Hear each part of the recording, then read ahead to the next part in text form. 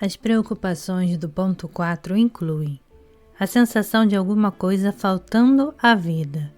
Outros têm o que me faz falta. Uma atração pelo distante e pelo inalcançável. Idealização do ser amado ausente. Humor cambiante.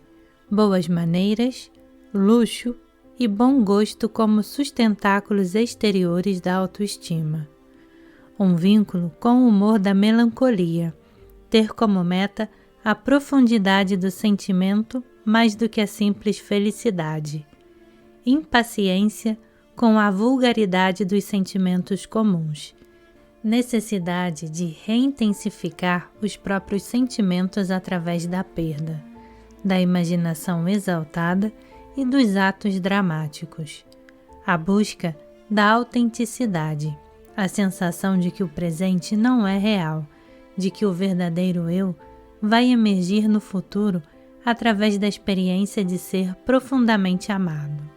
Uma afinidade com o que é essencial e intenso na vida: nascimento, sexo, abandono, morte e eventos cataclísmicos. Um hábito oscilatório de atenção. O enfoque se alterna entre os traços negativos do que se tem e os traços positivos do que está distante e é difícil de obter.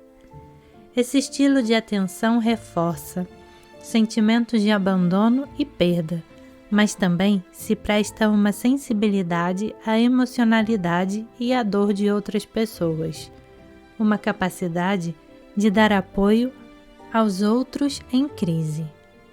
História de família.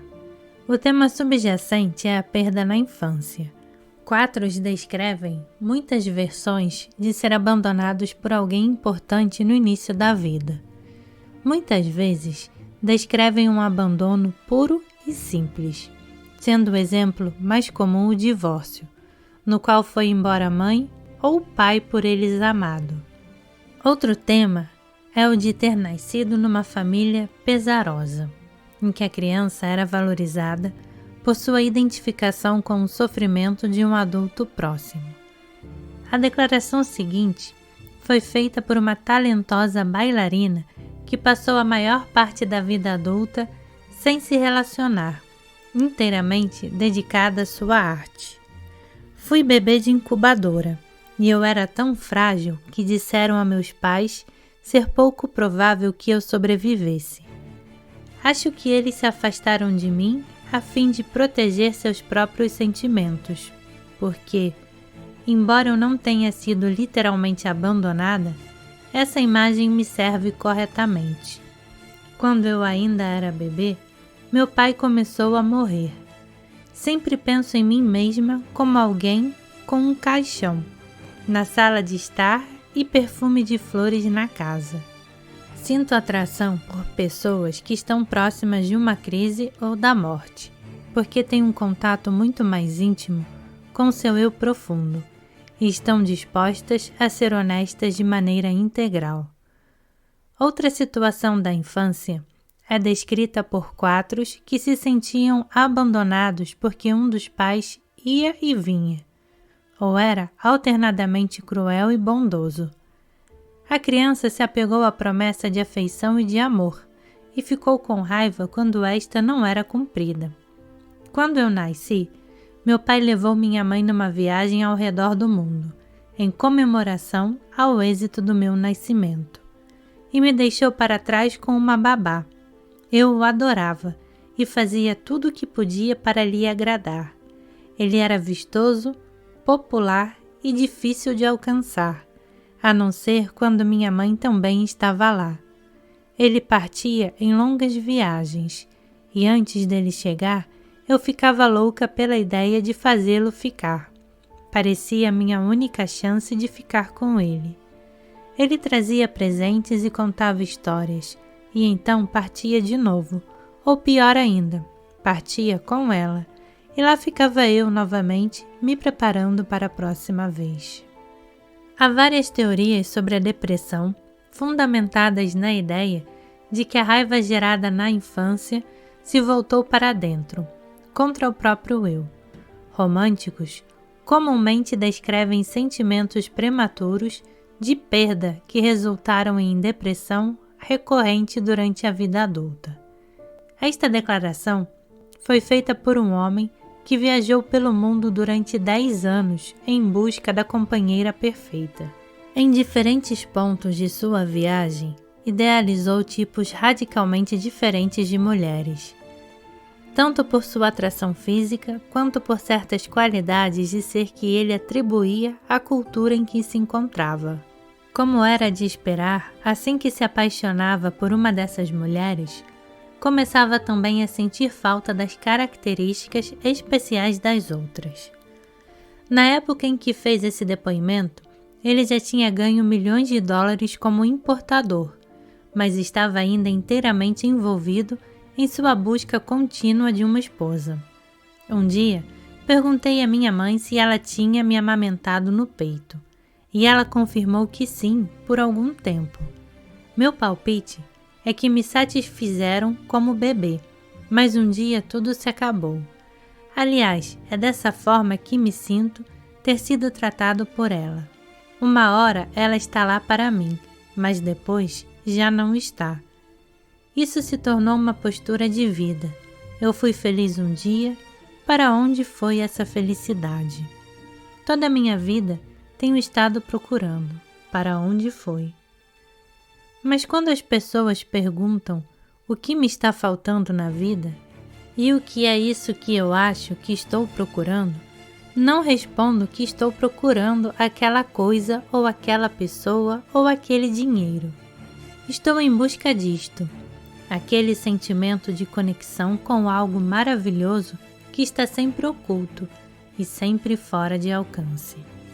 Há com frequência um sentimento de raiva de ter sido privado de alguma coisa, de raiva contra o pai ou contra a mãe que abandonou o quarto, e que causou tanto pesar enquanto outros receberam mais. É provável que essa raiva apareça como um sarcasmo mordaz, como uma necessidade de reduzir os outros verbalmente, de igualar o placar por ter sido tão duramente ferido. O mais das vezes, não há na prática nenhuma chance de demonstrar raiva contra alguém que desapareceu, ou que tende a se retirar sob fogo. Em consequência disso, a raiva de um romântico em geral se volta contra ele mesmo, na forma de intensa autocrítica, por não ter sido digno bastante de merecer amor. Essa crítica, dirigida internamente, faz quatros se sentir desamparados e produz longos períodos de inércia, durante os quais não parece haver nenhuma linha de ação possível que leve à felicidade. A depressão é baseada em sentimentos de tristeza por ter perdido uma conexão humana básica e valiosa. É a postura do amante separado ansiando por uma forma de se reunir. Quatros comparam a depressão a estar aprisionados em um poço negro. Eles se retiram para dentro de si mesmos. Vão para um canto solitário da casa e eliminam aos poucos o contato externo. Há a sensação de que a vida nunca foi tão ruim assim antes e uma convicção de que a situação não vai mudar. Se a depressão se aprofunda, ofertas de ajuda começam a soar absurdas em face das dificuldades. A ajuda é recusada e a pessoa é impotente para agir em seu próprio favor. A atividade para. E por fim se perde a esperança de que alguém possa compreender a situação interior. Românticos não estão sozinhos em vivenciar a tristeza. Todos nós lamentamos nossos próprios fracassos, ou nos afligimos ao perder alguma coisa preciosa. A depressão é diferente do pesar por algo que foi tomado, no sentido de que sempre há estágios de aceitação no pesar, onde por fim a dor diminui, e a atenção pode se voltar para a reconstrução de uma existência viável. Numa depressão grave, tudo o que vale na vida é substituído por uma tristeza penetrante, e o percurso dos estágios de aceitação é extraordinariamente lento. Ainda estou vivendo o divórcio de 18 anos atrás, porque na minha cabeça persiste a ideia de que cometi um erro irreversível que mudou o curso de minha vida. A sensação é como se a gente tivesse queimado a única chance de ser feliz e está desesperada atrás de um fio de razão para poder encontrar um retorno. E assim a gente fica repassando a coisa várias vezes, tentando entender o intricado de todas as fases que a gente atravessou. Isso me faz tão preocupada com os erros do passado que venho ignorando alguns casos de amor bastante promissores. O humor melancólico se origina da mesma sensação de perda que produz uma depressão desconfortável. É uma sensibilidade que transforma a convicção de que se foi privado de alguma coisa, num anseio agridoce por coisas impossíveis ou que nunca poderão acontecer. Quatros dizem preferir a riqueza da melancolia àquilo que outras pessoas descrevem como felicidade. É um sentimento de tristeza que evoca fantasias e metáforas e a percepção de estar ligado a coisas distantes. A melancolia é um humor que promove a vida daquele que não foi aceito ou que foi abandonado, a uma postura de sensibilidade temperamental única. É como ser personagem de uma história, uma personagem que foi colocada sob condições adversas. Estou nesse mundo como um forasteiro e ninguém compreende quem eu sou, o que me faz sentir diferente e mal compreendido. Isso também traz uma espécie de desespero contido. Ninguém me entende. Sou um elemento estranho e, por isso, atormentado por não pertencer a parte alguma. Mas também, por ser atormentado, tenho uma intensa vida interior. Vivo nos limites extremos de tudo o que os seres humanos podem suportar no tocante aos sentimentos. Continuo um mistério para mim mesmo e sou, com toda certeza, diferente de qualquer pessoa. É muito fácil localizar um 4 que tem entrado em depressão. Há uma lamentação contínua por tudo quanto falte na vida. Essa lamúria se tornou uma preocupação consigo mesmo tão intensa que é impossível desviar a atenção para coisas mais produtivas. A melancolia, porém, embora também esteja baseada no anseio, projeta eventos extraordinários nas dimensões do estético. O anseio assume a característica de busca e a depressão é transformada numa apreciação poética da condição humana. A melancolia evoca a sensação de ser jovem e de estar envolto num manto de drama invisível. Você nunca andou simplesmente. Você andou com o farfalhar desse manto. Você não andou por prazer. Foi pela sensação física da roupa e da eletricidade no ar, e do estranho que estava andando na sua direção e que mudaria sua vida para sempre. Em casa, eu me sentia uma vítima, mas essa sensação de ser maltratada foi enobrecida quando criei uma personagem dramática fictícia.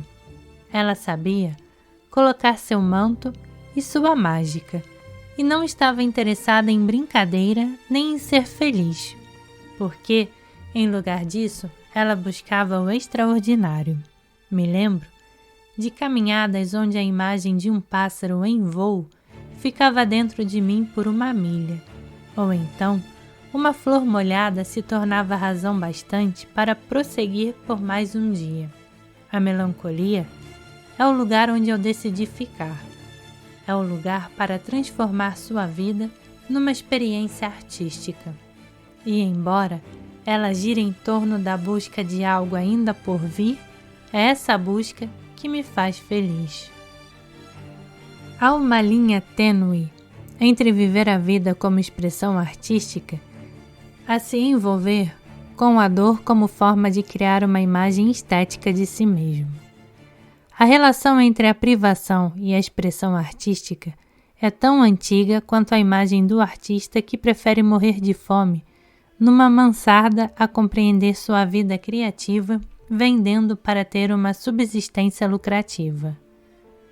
A vida como arte e a vida como dor estão com frequência entrelaçadas, visto que o sofrimento pode sensibilizar nossa apreciação do que é mais essencial na vida e pode mobilizar uma atmosfera de tensão interior passível de se tornar significativa quando expressa através de um ato criativo. O depoimento seguinte foi feito por uma jovem e ambiciosa pintora, que se reconheceu como um 4 quando ficou incapacitada de comparecer à inauguração da sua própria galeria por uma questão amorosa. Quando vem a depressão, ela toma o lugar de qualquer coisa que eu esteja vivendo. A vida simplesmente para. Não há nenhum objetivo, nenhum propósito, nenhuma esperança. Minha salvação é o passar do tempo. Tudo passa com o tempo. E com o tempo vou ficar livre. Talvez apenas por ter esperado que ele passasse. Quando o pesar tomar conta de você, assim como aconteceu comigo, todo o seu corpo parece um joguete nas mãos da pessoa por quem você está sofrendo. É como se você abandonasse a essa outra pessoa. Depois de uma experiência desse tipo, é como se você tivesse acabado de se recuperar de uma longa doença. Você passa a apreciar coisas simples, como a chuva e o sol, as cores que você quer usar. Você se sente privilegiada por ter passado por tanta coisa. A tragédia vai colocar você à parte. De certa forma, vai destacar você porque você viu a morte de perto e sobreviveu. As perdas destacam a pessoa da massa comum.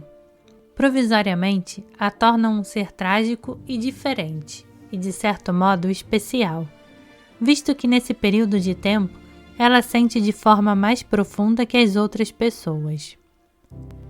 A experiência de seu eu como extraordinariamente sensível também pode se transformar numa ligação obstinada à variação do humor pessoal, sobretudo se acontecer de os seres amados dessa pessoa serem atraídos por intensas demonstrações de sentimentos, ou se expressões genuinamente criativas brotarem durante períodos de sensibilidade emocionalmente carregada.